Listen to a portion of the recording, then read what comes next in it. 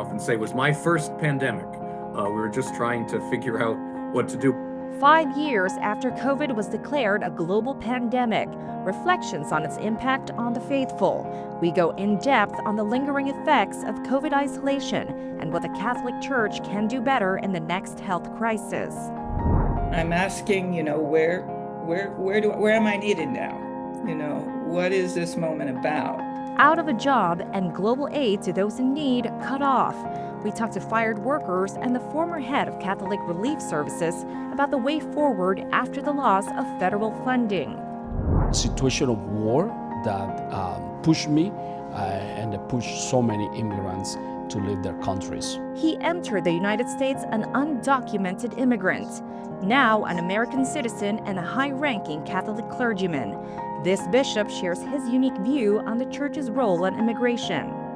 And the theatrical version of the story of Jesus. We talked to the creator and a lead actor in the play, now touring the country in celebration of Lent. EWTN's News in Depth starts now.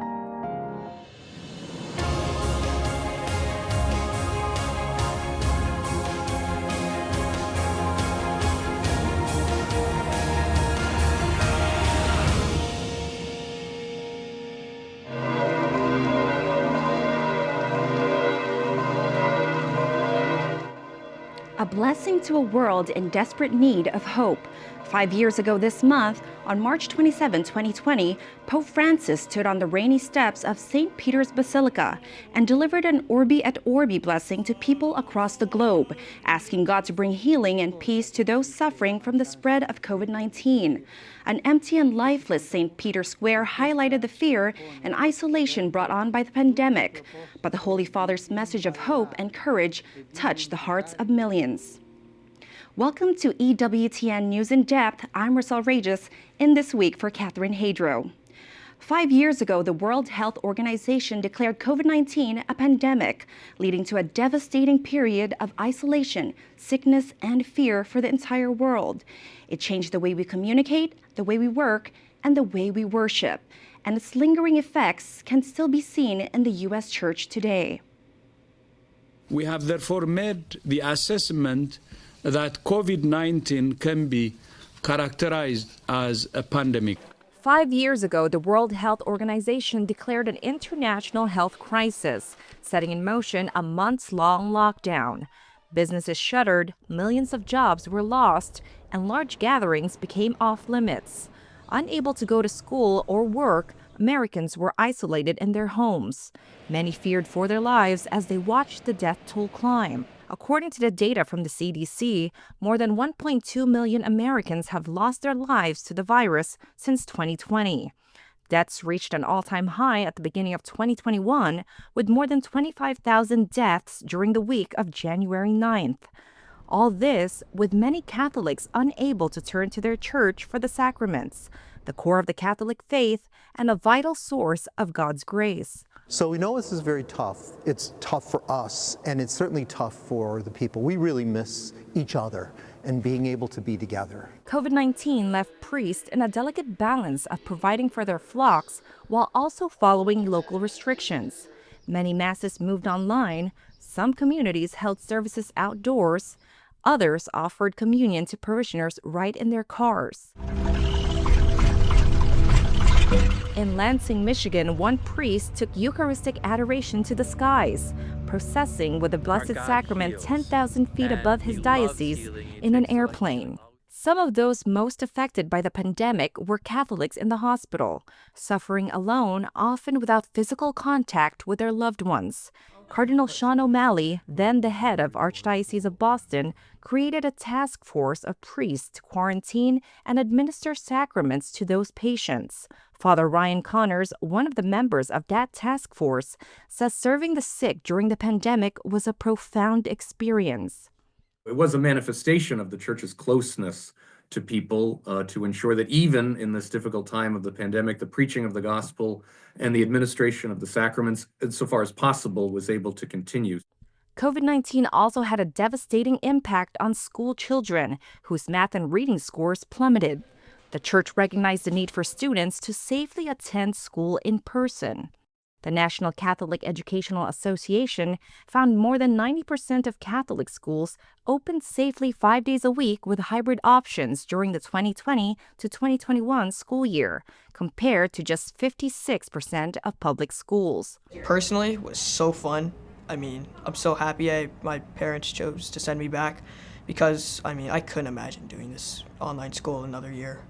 Catholics also fought to keep their churches open, though many states began to allow indoor services with social distancing and capacity limits. Some created outright bans, even as secular businesses and gatherings were allowed to reopen.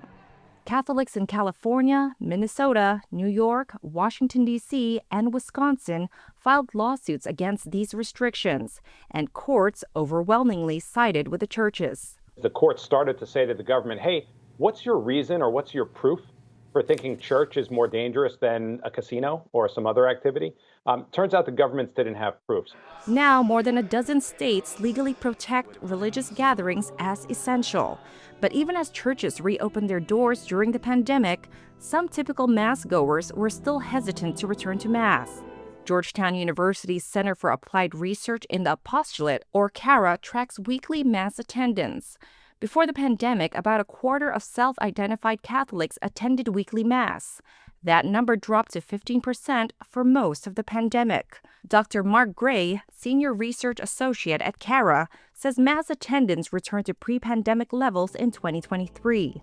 Though Sunday Mass is an obligation in the Catholic faith, Gray says many Catholics still tune into online Mass. The unusual thing is that even though in-person attendance is back to normal, that search volume for Catholic Mass on YouTube remains elevated. But he says the data shows Catholic resilience.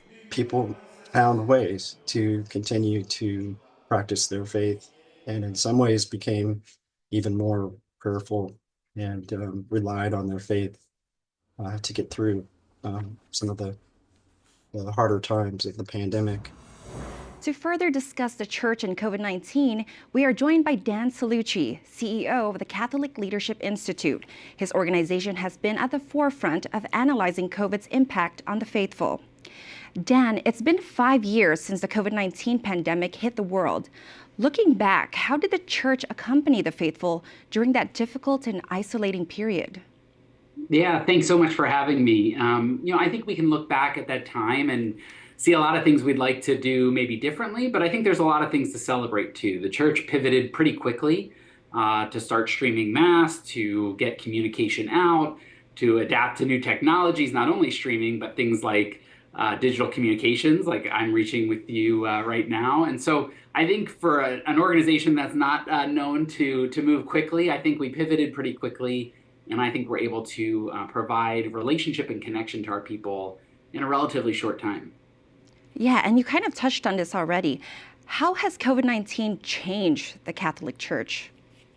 Yes, well, in some ways, dramatically, we lost a lot of folks quickly. We've been able to gain, I think, most of them back by most of the research that we've seen and that we've done. However, we still have some folks who have not returned, I think, from those who were attending before. And I think it also COVID also showed us or highlighted some of the instability in some of our parish communities that was probably there already, but became a lot more clear during the pandemic. And so some of those parishioners who were maybe coming but not as actively engaged, I think you saw that fall away in that time. On the plus side, though, again, things like technology, ways to communicate, I think a lot of diocesan and parish kind of functions have gotten a little bit more efficient. We can meet different ways. We can figure out different ways to communicate, a lot more comfort with email communication, text communication, some really important means of reaching our people. I think COVID actually catalyzed that for the church and allowed us to kind of get a little bit closer up to speed on some of those important ways that people are communicating. Right, different circumstances. And many parishes still provide live streams of their masses, like what you mentioned. It's a grace for homebound and ill parishioners, but those healthy and able are obligated to attend in person. So how can churches provide this ministry for the homebound while also encouraging other parishioners to begin attending in person again? You're right. There's some really good reasons why we should continue to live stream. In addition to the ones that you mentioned, it's been a nice way for people who might be mourning a loved one from afar to be able to at least watch the funeral mass or a wedding via live stream. So there's some, again, continued benefits to live streaming, but I think, as you mentioned, we do have an obligation to attend every week. And so I think what we have to do is be careful that in those technologies that we're using and being present in a digital way, that we're always inviting people back into the incarnational experience that we believe is so important. And so those forms of invitation can take many forms, but I think a parish has to be really leading with that invitation to come, to be a part of the real presence that we believe is present during the Mass. And so whether that's actually speaking to those who are live streaming and acknowledging their presence, and with gratitude that they are tuning in, but also inviting them to come and check out the beauty of the real presence in the Mass. I think simple ways like that we see are helping to bridge that divide. Right. And Dan, Pope Francis marked the 12th anniversary of his pontificate this week. Many remember the powerful moment when he said the Urbi et Orbi blessing in an empty St. Peter's Square 5 years ago, which we showed at the top of our program. How did the Holy Father guide the Church during the pandemic?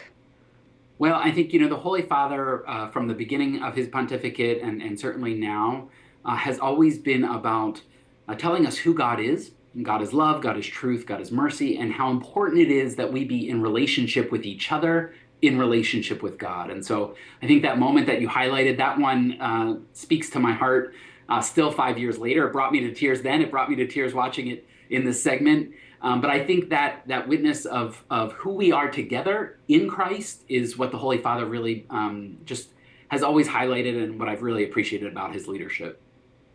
Yes, and right now there's a lot of things going on in our nation. What do you think people here in the U.S. should do to better our church as a whole? Yeah, well, I think, among all the trends that we're tracking, and a lot of them are not necessarily the most encouraging, but there are a few real glimmers of hope that I would just point out, and I think provide us with an opportunity here in the United States. For one, while it's not great, we have returned basically to pre-pandemic levels of mass attendance from 2020. And so again, that's still only about a quarter of us. We have a lot of room to grow there.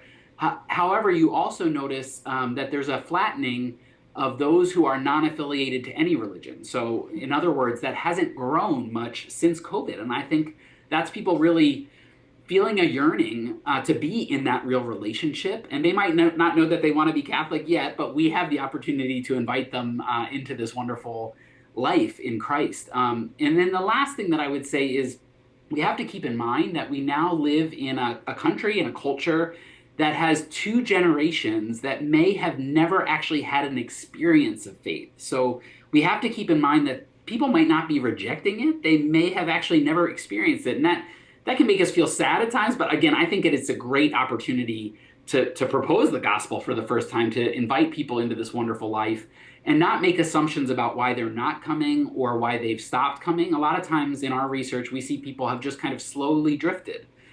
So that they're not angry, they're not necessarily rejecting it, they just maybe need a little bit of a pullback. And I think that's all of our opportunity to do, and we have plenty of opportunities to do it in the United States of America. Exactly. Well, Dan, thank you so much for your insight. Thank you so much for having me. The power of prayer continues to strengthen Pope Francis, who has now spent 1 full month hospitalized in Rome's Gemelli Hospital. The pontiff has received increasingly positive medical news on his recovery from a complex lung infection. The public continues to flock to the hospital to pray, light candles, and leave messages at the base of a statue of St. John Paul II. On Thursday, Pope Francis marked the 12th anniversary of his pontificate while under medical observation and receiving therapy. Despite the improving prognosis, the Pope's doctors say his health remains fragile because of his age and the seriousness of his illness. The Archdiocese of Washington welcomed a new Archbishop this week.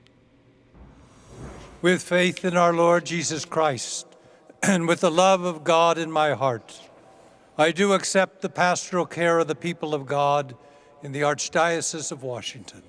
Cardinal Robert McElroy was installed on Tuesday before more than 3,500 people at the Basilica of the National Shrine of the Immaculate Conception, America's largest Catholic church. The 71-year-old McElroy replaces Cardinal Wilton Gregory, who at 77 years old had passed the required retirement age. McElroy is a well-known advocate for immigration rights, echoing the Pope's vision of a welcoming church focused on the poor and marginalized. He takes leadership of an archdiocese already facing a budget crunch, and now fallout from the Trump administration's cuts to social welfare programs. Up next on EWTN News In Depth, we explore the fallout from those cuts when we talk to now laid off and fired workers who are devoting their lives to helping others. With Trump administration cuts to foreign aid, what impact will it have on vulnerable populations around the world? I'm Mark Irons with that story coming up. One of the things that immigrants bring to this nation is hope and the desire to work hard. A bishop who fled his native country because of war goes on the record about immigrants coming to America. The Thorn is like what the Passion of the Christ is for movies and what The Chosen is for TV, the Thorn is for theater. Centered in Christ, storytelling of the life of Jesus on the big stage, unlike what people may have seen before. Coming up, we will talk to one of the lead actors from The Thorn.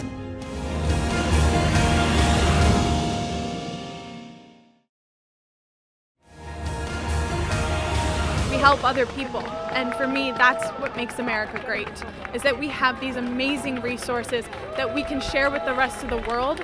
Told to clean out their desk in 15 minutes, fired USAID workers open up to talk about program eliminations that have sent shockwaves around the globe as aid is cut off to millions, along with the American soft power that goes with it. The back-and-forth battle over mass firings of federal workers continues in the courts. This week, a federal judge in San Francisco ordered the Trump administration reinstate thousands of probationary workers across multiple agencies in a lawsuit filed by a coalition of labor unions. The judge ruled the firings did not follow federal law. It is but one of several cases challenging the administration's attempts to dramatically downsize the federal workforce. But the situation appears clear-cut at USAID, which funded humanitarian and foreign aid work around the world. At the direction of the Trump administration, Elon Musk's Department of Government Efficiency gutted the USAID workforce in January. And this week, after a 6-week review, Secretary of State Marco Rubio made it official, announcing 83% of USAID programs are now eliminated. Reporter Mark Irons talked to shell-shocked laid-off workers. For President Trump, downsizing the federal government is a top priority. We're cutting numbers that nobody's ever seen before. But Peter Gaff says the cuts come with costs, and vulnerable people around the world who received U.S. foreign aid will pay with their lives. People will die because of this, particularly children who are suffering from severe acute malnutrition who won't be able to get the treatment that they need. They will die. They will waste away and die. Gaff is one of the many former federal workers with the United States Agency for International Development, or USAID. He was in the agency's Bureau for Humanitarian Assistance. He says his work helped provide life-saving assistance to people impacted by terrorism in West African countries. People are being killed. They're fleeing their homes. There are millions of displaced people who need access to water. They need food assistance. They need health care. We were funding that for them. Federal agencies are in the crosshairs of the Trump administration, and soon after the president was sworn in, one of them received its eviction notice. At USAID headquarters in Washington, the sign was quickly removed from the building. People were laid off like Gaff, and on the last day in February, he came out to support fellow workers who were told to pack up their personal belongings and leave. These are really committed professional people who've dedicated their lives to helping others. They're being kicked to the curb, and it's horrible. It's really difficult. This does make our country less secure. It makes us less safe. It makes us less strong. But the Trump administration sees the funding cuts and firings as necessary. On Monday, Secretary of State Marco Rubio said on X, after a 6-week review, we are officially canceling 83% of the programs at USAID. The 5,200 contracts that are now canceled spent tens of billions of dollars in ways that did not serve, and in some cases even harmed, the core national interest of the United States. Rubio said approximately 1,000 remaining programs of USAID will be kept and administered more effectively under the State Department. This week, a federal judge ruled President Trump overstepped his authority by trying to shut down foreign aid funding that had already been approved by Congress, and said billions of dollars will still have to be paid out.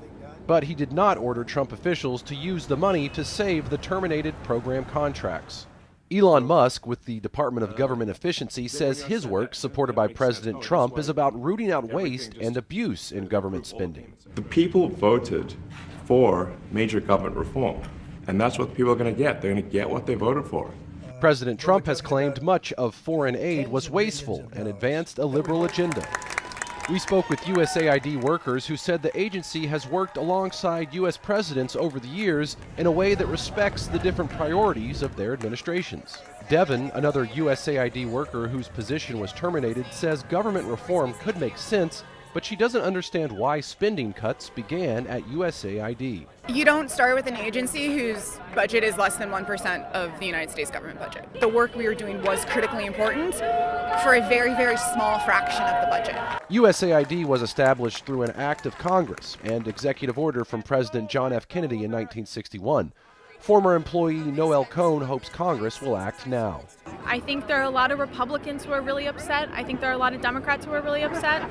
But they need to come up with a plan. They need to say something. They need to do something. Another USAID worker, afraid to share his name, was also unsure about the future for himself and his fellow coworkers. I mean, the past month has really just been a nightmare.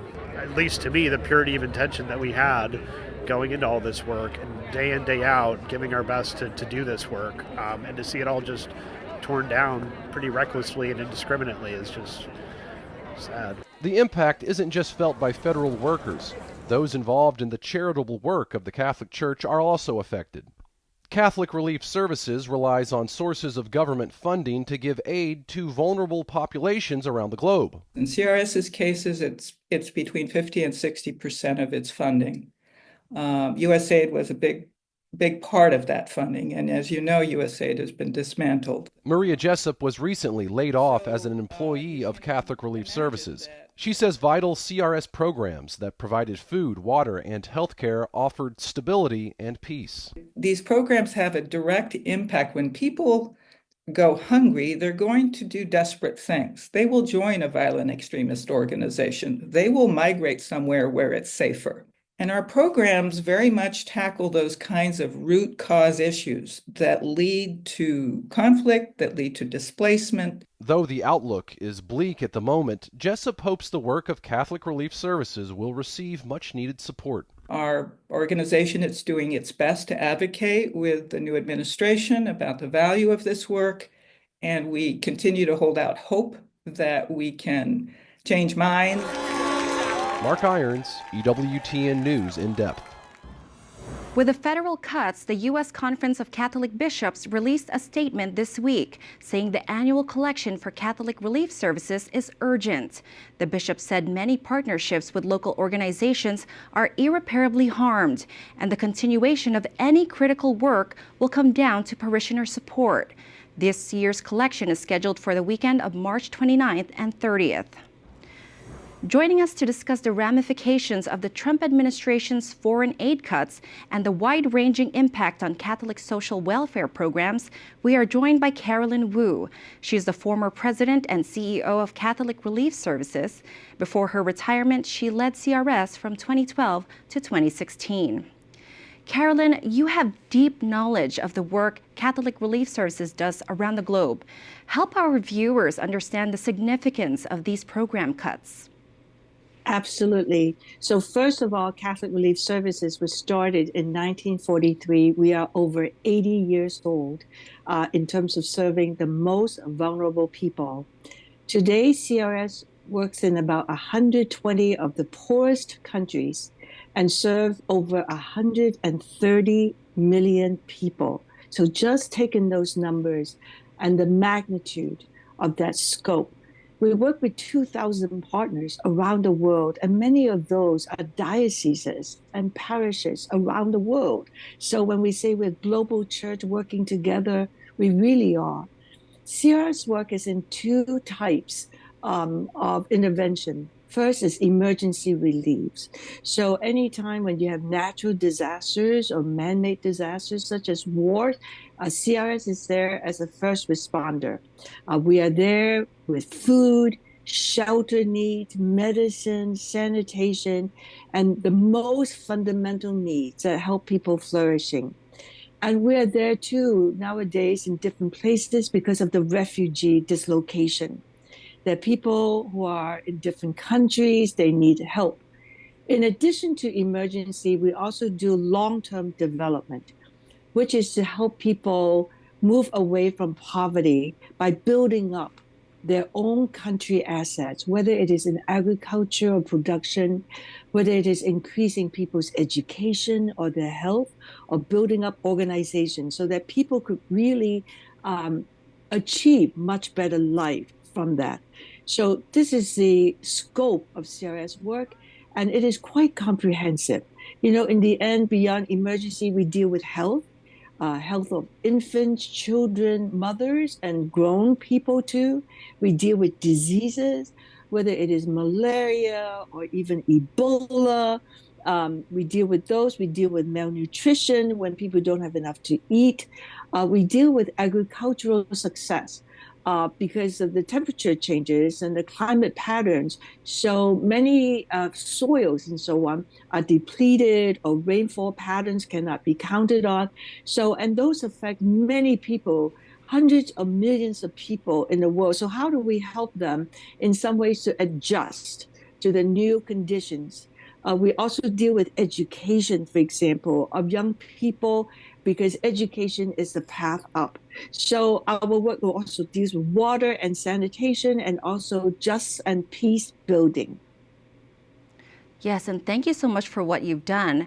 The mission of CRS, and you mentioned this, is to serve the poorest and most vulnerable.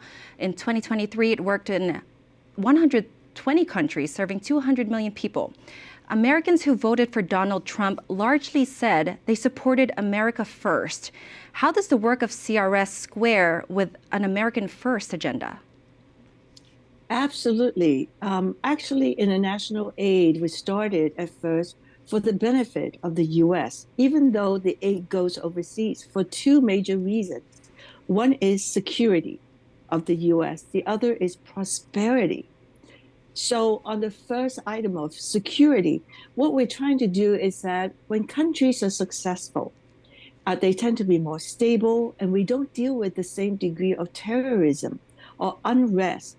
And sometimes the US becomes a target when you have problems in different countries, when you have failed countries and so on. So security is achieved when countries are working well.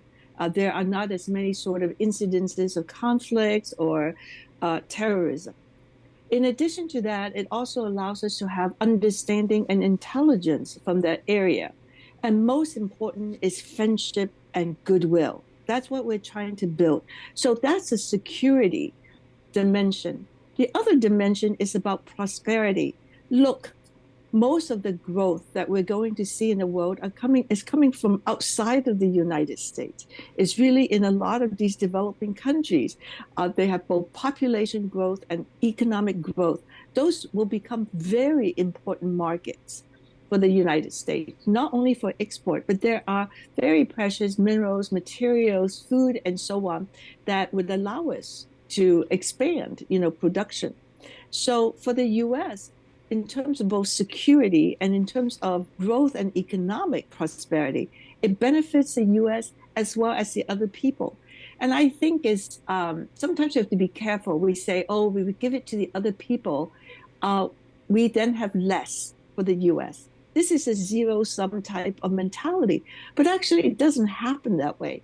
When we invest in these other countries, we're actually investing in the base that allows all of us to grow. If you think about, the precious minerals and precious food products and so on that becomes available, we are all better off for that.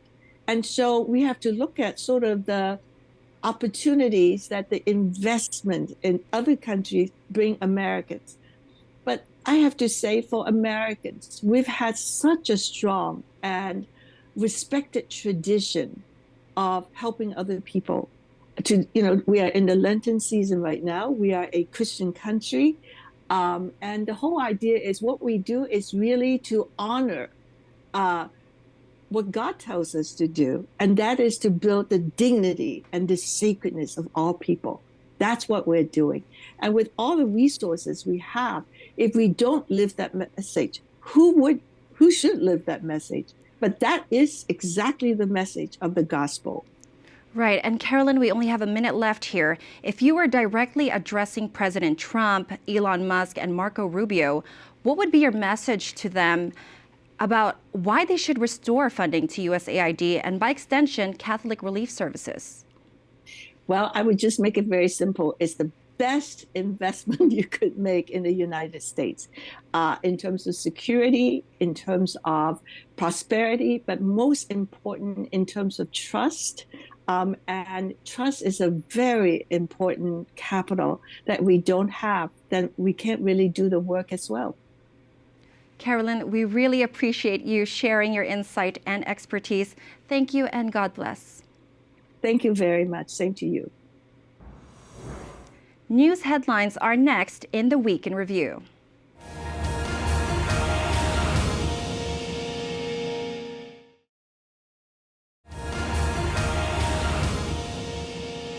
News about a potential ceasefire in the war between Russia and Ukraine tops the Week in Review. A proposal brokered by the U.S. and agreed to by Ukraine is on the table, but it is not certain whether Russia will go along with it. Top diplomats from the U.S. and Ukraine met in Saudi Arabia on Tuesday to discuss an end to hostilities. Ukraine agreed to a 30-day ceasefire to allow time for talks to end the war. In exchange for that agreement, the U.S. resumed arms shipment and intelligence sharing to Ukraine, military assistance the Trump administration had cut off. On Friday, the Kremlin said it was cautiously optimistic about the prospect of peace. But President Vladimir Putin said he would agree to the proposal only if it, quote, eliminated the root causes of this crisis. He said the proposal required painstaking research. Ukrainian President Volodymyr Zelensky called Putin's response evasive and manipulative. The seesaw back and forth of threatened tariffs against America's main trading partners continued this week.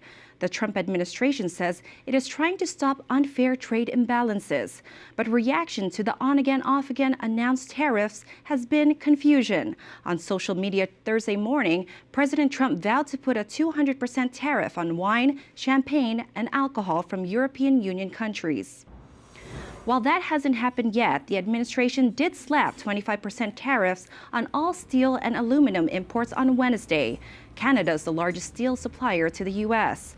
Leaders there swiftly hit back with reciprocal tariffs on all American steel products and other new taxes on U.S. products, from textiles to beef to bourbon. Saying they did not start and do not want a trade war with the U.S., Canada's foreign minister on Wednesday spoke directly to Americans. There are no winners in a trade war. American friends, help us help you. Please help us end these tariffs as quickly as possible. And please talk to your elected representatives at the federal, at the state, and municipal level. The rollout of Trump's trade policy continues to cause whiplash in the financial markets. The losses only intensified this week. On Thursday, massive sell-offs pushed the S&P 500 stock index into a correction, a drop in valuation of more than 10% since its most recent high. Financial analysts say investors are reacting to White House policies they fear could send the economy into a recession. New major layoffs in the federal workforce this week at the Education Department, where nearly half the staff was fired. A senior official said the department had failed to deliver on its mission and that the reductions would advance President Trump's goal of returning education to the states. Dismantling the Education Department has long been a goal of the president, but eliminating the department completely will require an act of Congress. Critics worry the layoffs will impact the department's ability to distribute grant money to school districts, monitor national education data, administer student loans, and deliver services for disabled students. I'm afraid that the dollars that schools and districts have been relying on are going to just not be there. And it's one thing to phase out resources. It's another thing to cut them off just without a plan. And that really makes me nervous for the kids. The department also announced further downsizing with a cancellation of leases on regional offices in San Francisco, New York, Boston, Chicago, Dallas, and Cleveland. Internal pushback from career employees has apparently helped to at least delay an Elon Musk DOGE plan to end customer service phone operations at the Social Security Administration. Staffers told the Washington Post that the Musk cost-cutting team was planning to shut down phone lines and tell customers to rely instead on in-person field office visits and the internet to process their claims and answer questions.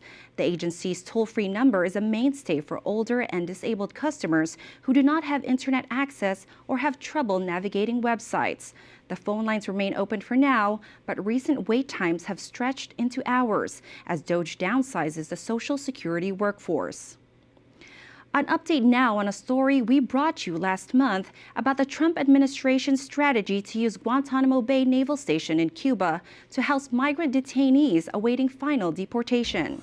Just weeks ago, Defense Secretary Pete Hegseth and Homeland Security Secretary Kristi Noem visited Guantanamo as they announced up to 30,000 of the worst criminal aliens would be held there. Hegseth called it the perfect place to hold migrants.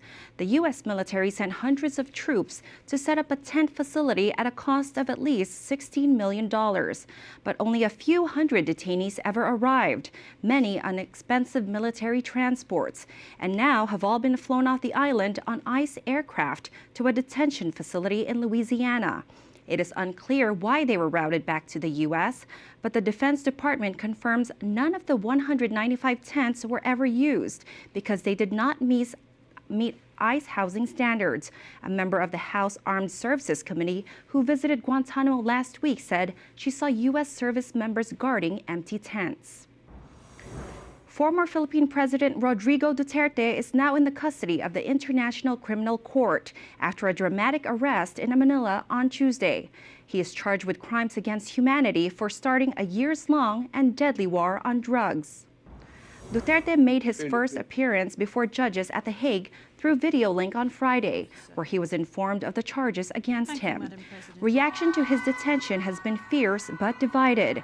His supporters decried the arrest, even holding a candlelight vigil in the Philippines and protesting outside the ICC. But human rights advocates and loved ones of his victims praised his capture. Known as the Punisher, the 79-year-old's presidency is marked by a violent crackdown on drug pushers, killing thousands of people, many of them young men. A pre-trial hearing will take place in September. The son of pro-democracy activist Jimmy Lai was in Washington this week, asking the new administration to get his 77-year-old father out of a Hong Kong prison as soon as possible. A fierce advocate for Hong Kong's democracy, Lai was arrested in 2020. He faces several charges and has been in a drawn-out legal battle since 2023. He spent the last 4 years in prison and, if found guilty, could be sentenced for life. As Sebastian Lai shared on our program last year, the 77-year-old has now spent 4 years in solitary confinement without natural light. And though a devout Catholic, he has refused the Eucharist. On his latest trip to D.C., Sebastian shared his hope that President Trump could help his father find freedom before it's too late. He's had an incredible record in getting people out of prison.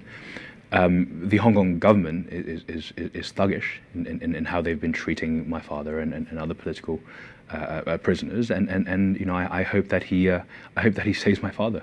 I hope that he saves my father's life. Earlier this month, Jimmy Lai presented his final testimony in court.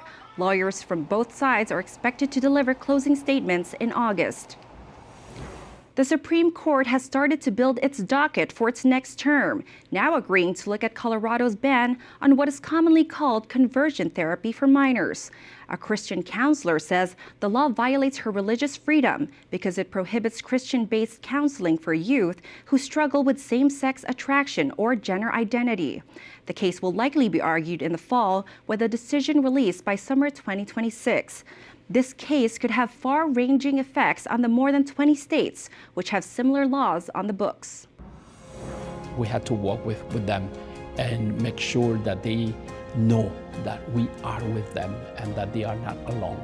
Ahead, he is America's only bishop born in Central America, an immigrant who came across the southern border. Bishop Evelio Menjivar, now a U.S. citizen, gives us his pastoral advice on how the church should approach the immigration issue.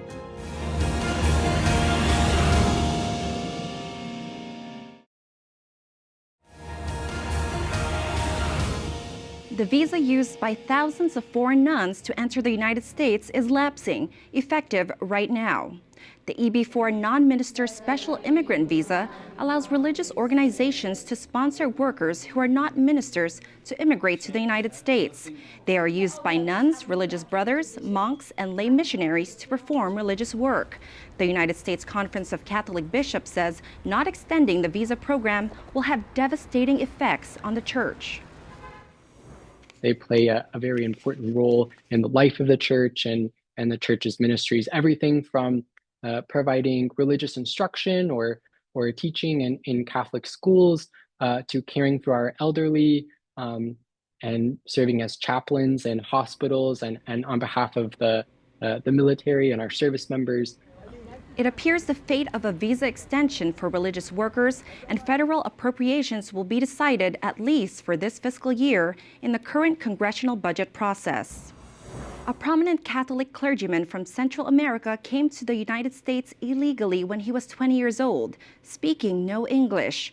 Now a U.S. citizen who received all his higher education in the United States, Bishop Evelio Menjivar has risen to become an auxiliary bishop of the Archdiocese of Washington, D.C. Bishop Menjivar explained to EWTN News In Depth why he fled to America. A bloody civil war broke out in El Salvador in 1977 when he was a boy. Thousands of citizens were killed, their bodies often put on display. Many leaders in the Catholic Church spoke out against repression, murders, and human rights violations, including Catholic Archbishop Oscar Romero.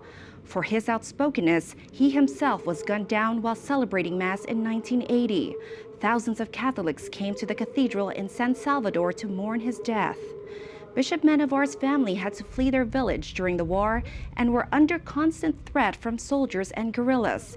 His father told him to flee north to the United States as conflict engulfs his country. With his unique perspective, we recently spoke to Bishop Menjivar at his parish, Our Lady Queen of the Americas in Washington. We asked him about his own journey, his pastoral guidance during a time when the topic of immigration is so divisive, and his hopes for the future. Bishop Menjivar spoke on the record with our Montse Alvarado. We began with what was happening at the time he left El Salvador. Religious sisters, even American sisters, were killed. And then many priests were killed, catechists were killed. So that was the situation, and that is what pushed many people to leave the country. How does that journey affect how you see the dialogue or difficult crisis that we're seeing today with immigrants and migrants? Well, first of all, I don't feel proud that I crossed the border without documents, but it is a testimony that many people cross the border with good intentions. And I will say that that is very important because these days, people are just treated like criminals, but not everybody comes here with the intention of do harm.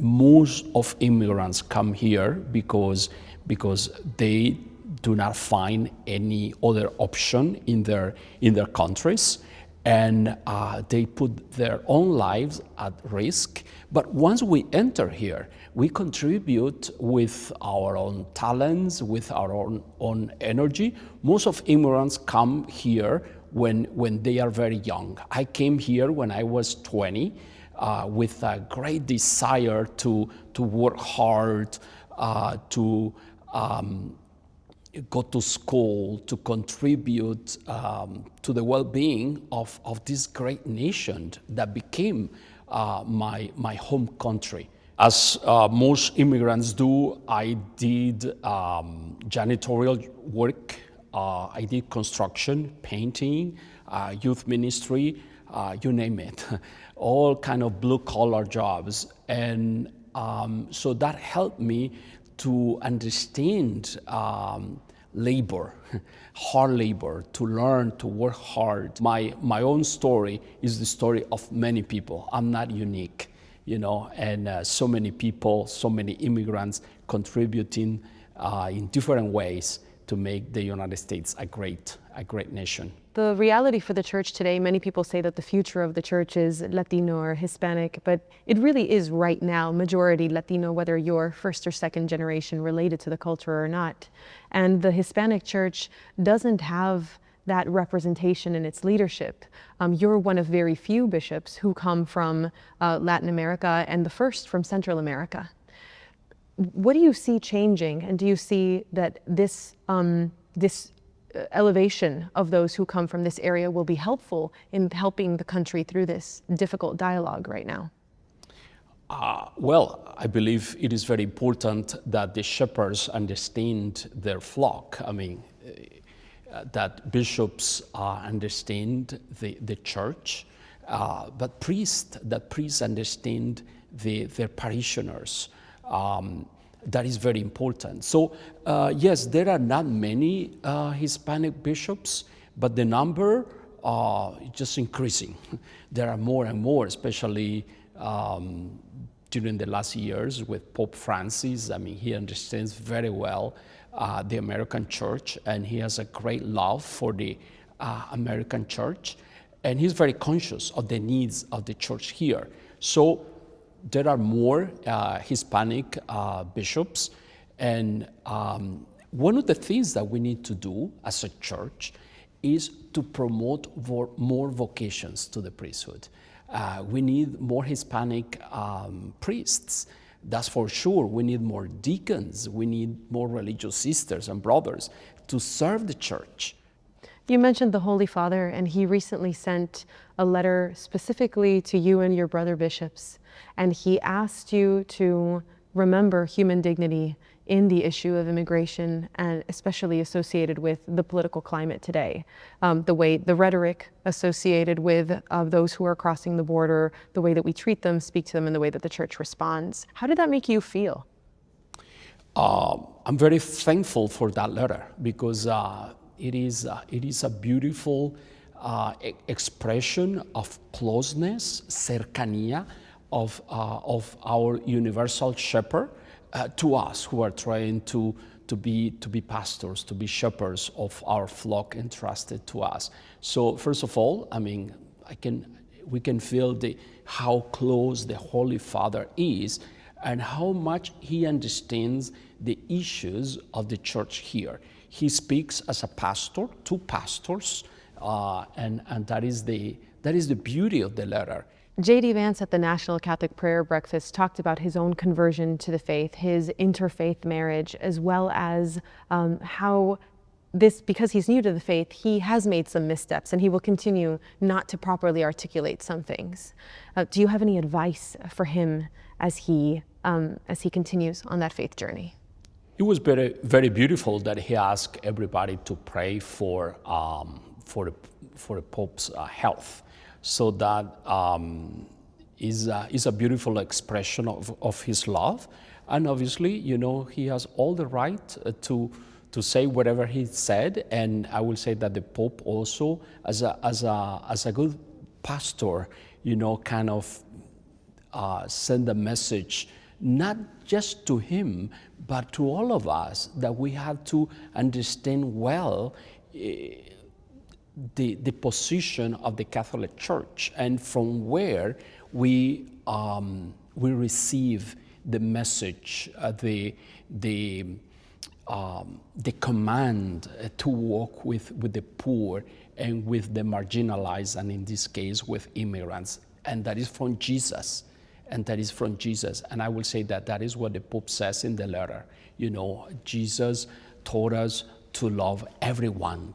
And the parable of the Good Samaritan is a great example of how we have to love everyone, the strangers among us. When we see a need, a person in need, that is our neighbor. And so it was a beautiful message that the Holy Father sent, and I'm very thankful that and happy that Vice President Vance got the message. Archbishop Perez let us know that within his diocese in Philadelphia, there's a lot of fear. There's a fear of ICE raids. There's a fear for those who want to be here and want to remain and have started making lives here. How do you feel that in this community, in the Archdiocese of Washington? Do you also have to pastor those who are in fear of being deported? Yes, I'm a pastor for everyone. And there are communities that are, or people that are expressing fear and anxiety.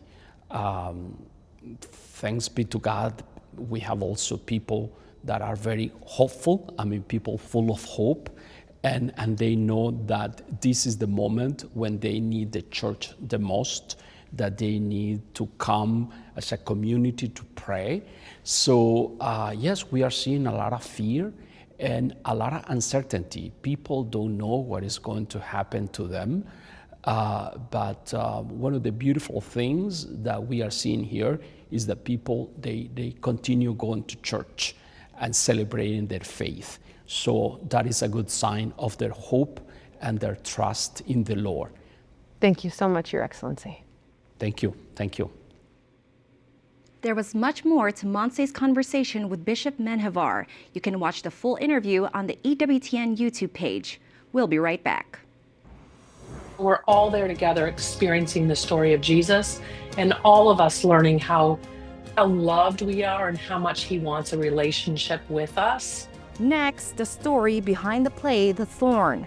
We talked to the creator of the production about its decades-long run before small church youth groups and how it is now making a big splash in theaters across the country.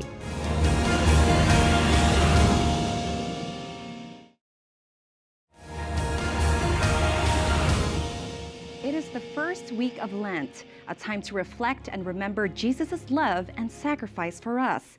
One theater production touring the country seeks to remind us of that by illustrating the life of Jesus. The Thorn play tells the story of our Christ with live music, drama, and powerful performances. I spoke to the executive producer of The Thorn about how it all started, and I also met a Catholic cast member who has a faith journey to share.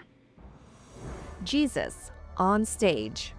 The Thorn, a live-action theatrical performance that tells the story of Christ, is on tour in cities across the United States, just in time for the Lenten season. The story begins with the creation of the world and weaves through time, highlighting the story of the life, death, and resurrection of Jesus. The cast consists of more than 40 performers. Along with actors, there are musicians, dancers, and aerialists, combining choreography, music, and state-of-the-art visuals to create an experience for the audience. Executive producer Sarah Bolin says this play is a decades-long product. It has slowly progressed as, again, like holding our hands open of like, oh, do you want us to do this again, Lord? What are you bringing? And so as he brings people to us, we figure out ways to make it part of the story. The Thorn started off as a short skit in 1996. At the same time, Sarah and her husband John were youth pastors for an evangelical congregation at New Life Church in Colorado Springs. One evening during youth group, a 16-year-old girl asked to speak to them and show them her arm, which had several cut marks from self-harming. John told the girl, "You don't have to do that because Jesus did that for you." We've got to show these kids like the reality of what Jesus did for them and the price he paid so that they don't have to feel like they're alone in their struggles. He also wanted to show the battle, the supernatural battle for our hearts, minds, identity, all of those things. Since that day, Sarah and John wanted to find a way to show Jesus' love and sacrifice. They created a skit and performed it in front of about 200 high school students. And for the next 10 years, the Thorn took the stage as an annual Easter tradition for their church. The show then became an independent production. Along the way, the Bolins met new friends, like performer Michael Girgenti. Girgenti grew up Catholic in Chicago, but as he got older, he fell away from the church. At 22, he moved to Los Angeles to pursue a career in music and acting. But after some time, he felt something was missing in his life. There was this music producer who I was helping out who would pass out daily devotionals in his studio. And thankfully, my heart was open the day that he gave me a devotional. And I actually took the time to read it. And, not only did I read it, but I was just engulfed by the Holy Spirit. He started going to Mass again and felt a special devotion to the Rosary. Girgenti said since rediscovering his love for Jesus and the Catholic faith, he still wanted to act, but now with a different purpose. It was this incredible blessing and just the sign that I needed from the Lord to pursue acting, but to make sure my eyes and heart were focused on him. In The Thorn, he plays the role of Judas. Since then, Girgenti hasn't looked back. He continues to live his life full of faith and wants to send a message to the audience. I hope that when people watch The Thorn, what they'll take away most is that Jesus loves you. I know that's very simple, but he loves you. He knows your name, and you are chosen. You have a purpose. The Thorn is visiting 25 cities across the U.S. before Easter. For more information, visit www.thethorn.com. And that's a wrap on this edition of EWTN News in Depth. I'm Marcel Regis. Join us again same time next week for more news and reports important to your Catholic life. Until then, God bless.